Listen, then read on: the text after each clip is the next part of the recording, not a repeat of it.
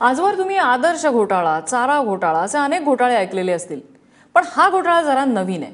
हा घोटाळा आहे शौचालय घोटाळा आणि तो केलेला आहे नागपूरच्या पोलिसांनी। आपण पाहूया हा सविस्तर रिपोर्ट। ज्यांच्यावर भ्रष्टाचाऱ्यांना जेरबंद करण्याची जबाबदारी आहे तेच नागपूरचे पोलीस आता एका नव्या घोटाळ्यात अडकलेत, जो आहे शौचालय घोटाळा। या शौचालयाच्या बांधकामासाठी तब्बल 1 लाख खर्च झाल्याचा कागदोपत्री पुरावा नागपूरच्या वाडी पोलिसांकडे आहे आणि धक्कादायक बाब म्हणजे वरिष्ठ अधिकाऱ्यांच्या कार्यालयातून या बिलाला मंजुरी देण्यात आली आहे।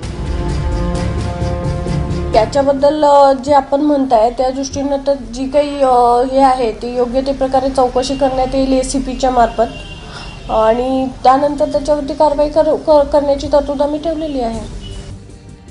या प्रकरणाचा आणखी खोलवर तपास केला तेव्हा समजलं की या 1 लाख रुपयांमधून पोलिसांनी गुन्हे प्रकटीकरण विभागाची रंगरंगोटी करून घेतली आहे आणि सोबतच काही टेबल खुर्च्याही विकत घेतल्यात।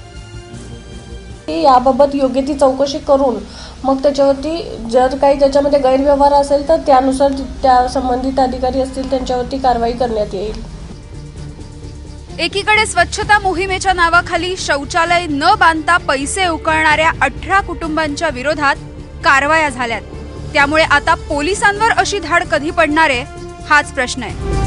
जहां सोच वहां शौचालय या पंचलाईनचा वापर करून देशभर लाखो शौचालय बांधले जात आहे आणि स्वच्छतेच्या दिशेने एक पाऊल पुढे टाकले जात आहे। मात्र शौचालयाच्या नावाखाली बिल मंजूर करून घेऊन त्याचा वापर दुसरीकडे करणारे आणि शौचालय न बांधणारे नागपूर पोलिसांचे पाऊल स्वच्छतेच्या दिशेने पडत आहे की भ्रष्ट कारभाराच्या दिशेने हे तुम्हीच ठरवा।